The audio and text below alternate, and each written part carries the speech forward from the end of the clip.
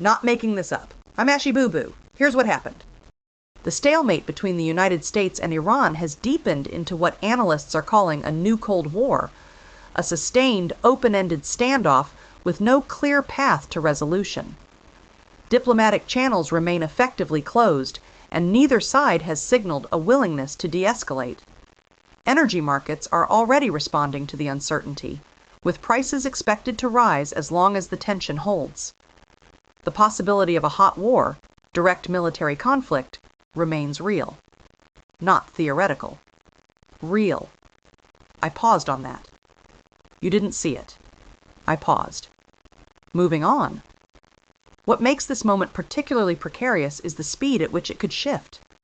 A miscalculation on either side, and the stalemate becomes something else entirely. Analysts say the situation bears watching with the kind of attention it has not always received. Sources close to the matter say the matter is close to sources. No one clarified that. And now to Walter Croncat for the latest. 10,000 new planets found hidden in NASA telescope data. NASA's Transiting Exoplanet Survey satellite, test to those of us who have been covering space for longer than we care to say, has yielded something extraordinary.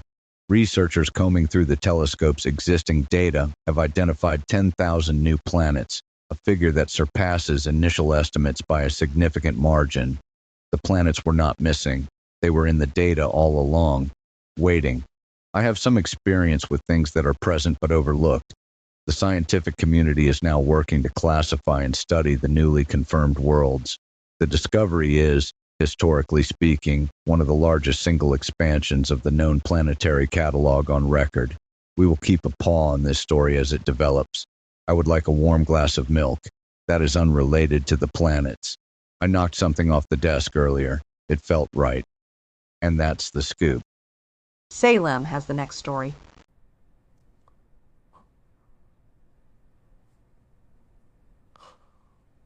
Google is testing a new search experience on YouTube, one that works more like a conversation than a query. Instead of typing keywords and scrolling, users would describe what they're looking for, the way you'd explain it to someone, and the search responds in kind. The test is currently underway, and further details about a wider rollout have not yet been confirmed. Now, I find this deeply interesting.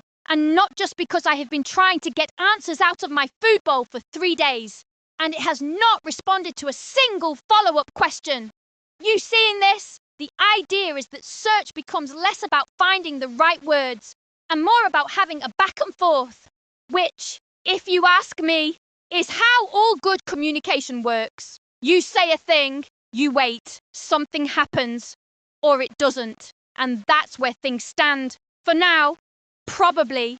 I've been thinking about this all day, and I'm no closer to understanding it. That's probably fine. And that's what they said. What it means is between you and the sunbeam.